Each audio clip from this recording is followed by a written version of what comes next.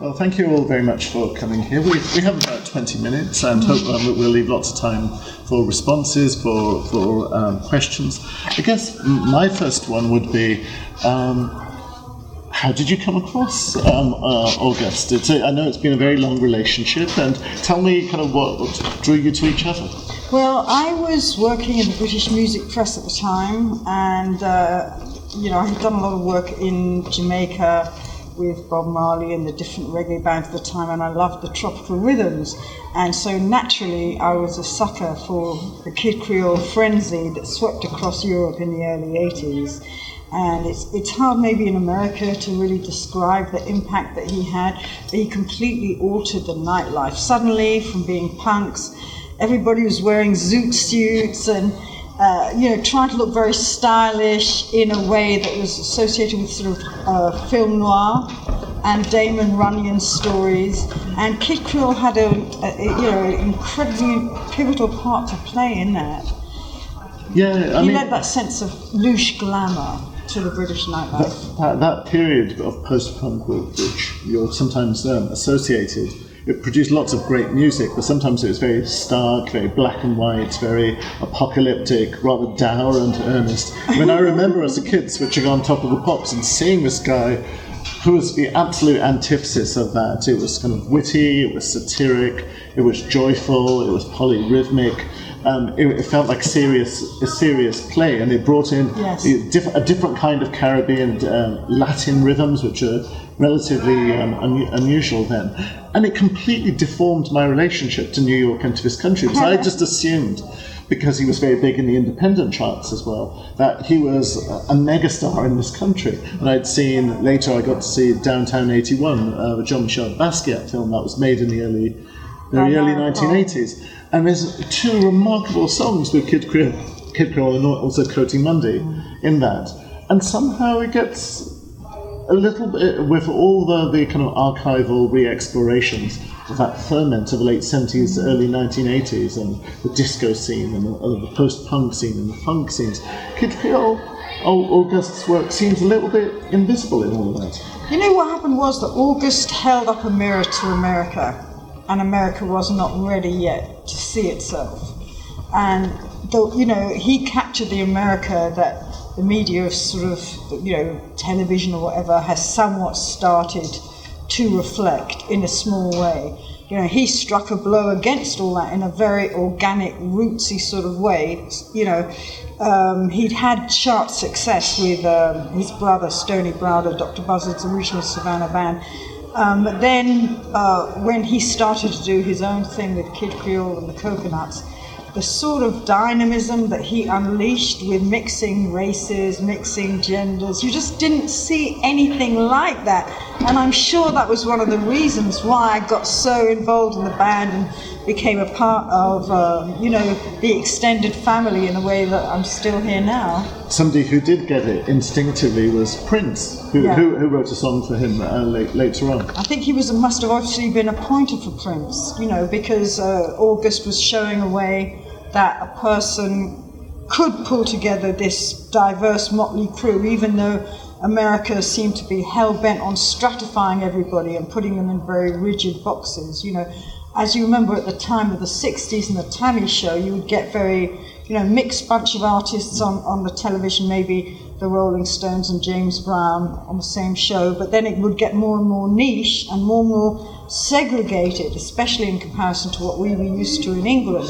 So August, and Adriana Kagi, his then wife and the founder of the Coconuts, they were really pivotal in showing what was really going on in America. And funnily enough, they did play for two presidents of different political parties. So it was like there was an acknowledgement at the highest level that the band was saying something very important about America. But the people maybe hadn't caught up with it yet. But in Europe, we were all over it.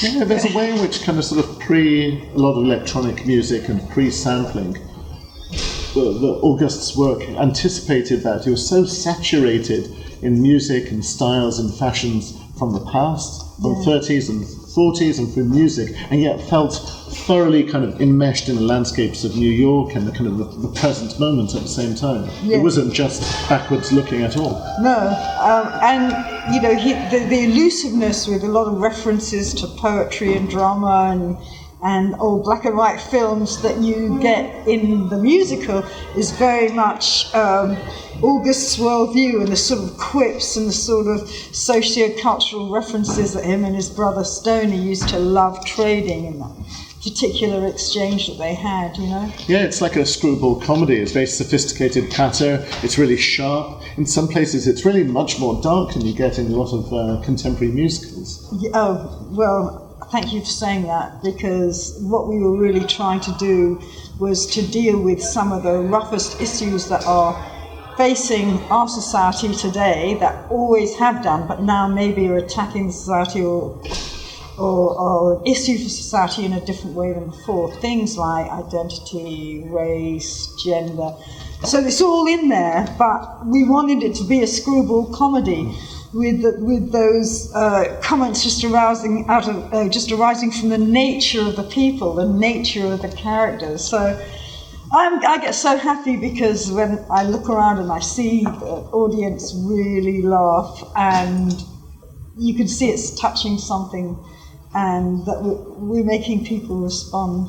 Yeah, and it's not a hagiography. You're not just rooting for him. You're invested in the journeys and the wanderings of a lot of the characters, particularly women characters. And this is a book, I'm not sure how well known it is. It's called Indiscreet, which Vivien wrote in, I think, 1984. And it's about Kid Creole and a coconut. And it's a really kind of innovative book.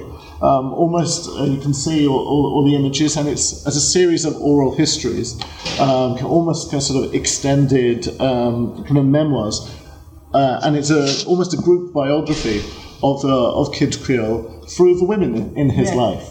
And there's some shocking details in there, and there's some really dirty, funny stories. And, it's almost on a par in my head with biographies of Led Zeppelin or something like that. But again, it's the kind of the women's stories who, from looking at the band from the outside, I think a lot of people sometimes sort of thought the women or the coconuts were a little bit infantilized or just kind of sort of victims in some way, and that never came through to me in the music or in the show. I didn't know people really did think that, because they were such sort of empowered women within it, and the ambience that Addie created with those clothes and everything. They were just so sassy and funny and in control.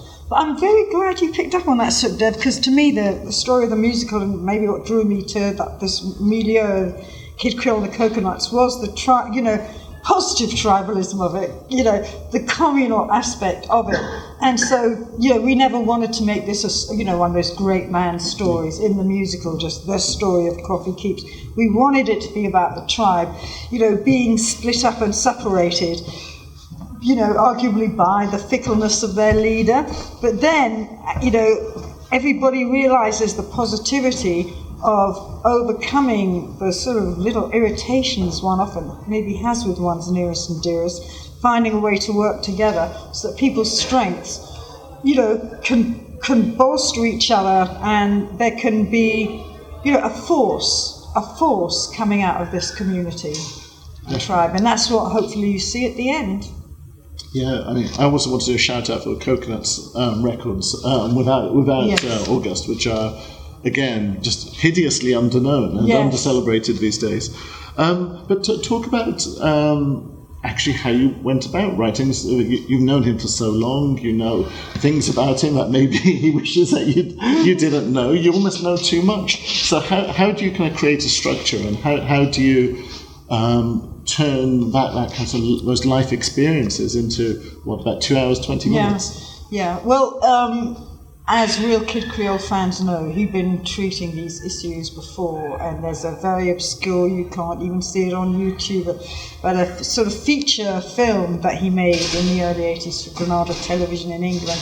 And it's a story, it's a sort of epic story, like not really unlike some of the more loved Greek myths, where you have to go off on a sacred journey in a way, and in finding whatever is your grail, which in his case is Delicioso. He's obviously looking for himself, and he's hoping to find himself, which in his case is himself in the context of his extended family. And so, no, it wasn't, I've got to say that those days that we spent writing the first draft of the script were absolutely hilarious, and we had the most incredible fun.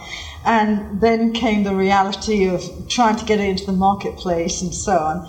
And but I like to think that spirit that drove us of just really, it's true, thinking about life experiences, but try to find within it the funniness that helps one cope and helps one achieve victory, and translating it to the screen. Yeah, there was a lot of, we could have done something much, much longer, and we had to bring it back down. But it was a joy doing it, and it wasn't difficult except in the sense that a creative challenge. But it was a joy to let the ideas unleash. Yeah, it doesn't feel like a retrospective. It's not the ABBA musical. It's not Queen, where it's just a collection of the greatest hits. Most of the songs are freshly and specially written. A couple are specially written, but a lot of them are just from albums that that you may not remember as well. I think the music sort of keeps that flavour pushing out, and I think it has. See, for me, a lot of this moment, sitting here talking to you now on the stage of the La Mama Theatre, I can't help but bring it back to a specific moment. I think it was at the old Palladium, now an NYU dorm on 14th Street. Some of us here remember that. And I was doing this Kid Creole story, and it was a rehearsal. So I was like, they were on stage, I was alone in the theatre, and the sound of the big band was just so incredible. I just couldn't stop dancing, and it was just one of the most amazing dances, dancing on my own at that sound check, that I ever remembered. And the joy of it was such that it gave me the energy, fueled me through to this moment. And with August, it's always fun to create. He's got such a lively mind. Yeah, and he had a background in theatre himself. He studied it. And two of the details I got from his great book is he himself wrote a couple of plays, one of them called Escapism, and the other was slightly mysteriously titled Neo-Cowboys in the Land of Jizz. Oh, that's very William Burroughs, isn't it? And that doesn't even mention the one he actually did with called In a Pig's Valise, the one he wrote with Eric Overmyer, who later went on to write The Wire and Treme. Yeah, so he's always had that bent, and he was an English teacher before his brother lured him into showbiz. And, obviously I love the English language, and that was probably part of our chemistry. But also definitely what drew me in, as well as just the joy of the music and everything, was that communal feeling with the men and women in the different colours, finding a way to enjoy each other. Okay, maybe we have some differences, but what's so terrible about that? Why can't we just enjoy them? Why does everybody have to be bland and uniform, as if everybody was just a multinational corporation or a big box store? That's not the Creole creed, So I'm glad of individuality and expression, and finding fun in the face of adversity, laughing with our backs against the wall, that gallantry and that charm and that love of, really the flamboyance you inject into everyday life just to make it a bit more glamorous and interesting. That is, the Kid Creole gift. I just hope that we get to share the musical with more people so they can feel that funky uplift. Any questions or responses? I guess I wonder if it was hard to fit the songs into the plot, and which came first, the songs or the plot and insertion of the song. Thank you. Good question. Well, some of the plot obviously was inspired by the existing songs, like Addie, I'm Not Your Daddy, which was originally Annie, I'm Not Your Daddy. And so we sort of did work around the songs, but and then August created a couple of original ones as well. So the songs, you see, him and me both bonded over musicals even back in the day, but why he was so obviously a musical waiting to happen was because his songs are little dramas and narratives and memorable characters, with a lot of individual flavour. Very, very unusual for pop to have such distinct stories. So I'm just glad it's finally getting a chance to bust out. Yeah, and it was nice that we also had tunes from Dr. Buzzard's original Savannah band, who again, for those who know those records, they've never forgotten them. They kind of endure as fresh and as happy-making and as joyful as they ever were back in the 70s. But again, get sort of slightly or a bit inaudible from some histories. Yes, they sort of. I think because both bands had that sort of eclecticism and a sort of savoir-faire, and that was quite unusual, a sort of cleverness, maybe, that is sort of quite unusual in the popular domain. But that's why they endure, and maybe the time is coming now and people are ready for a bit more sophistication. I felt just that your love of New York really sort of shone through. From the musical, New York was obviously sort of central to the band, although at times they may have been more popular abroad and they were often touring and working really, really hard. But it all seems to kind of come back to this city, its energies, its different populations, its kind of moments of kind of cross-cultural encounter, whether it's at the Pud Club, whether it's in somebody's apartment, and that cross-fertilization of sort of sounds that one takes for granted in the city. So it seemed to kind of soak through into this show too. Oh, good. Well, there is something, even though New York has changed so much, has been so much more percentified, and seemingly it would almost be gentrified out of its some more racy, more mixed existence. But it is still New York, and something seeps through. But the New York we're harking back to there was a very explosive time, and a time of a lot of cross-fertilization and experimentation in a very exuberant and unembarrassed way. And I think, I hope that some of the scenes in the musical capture that, when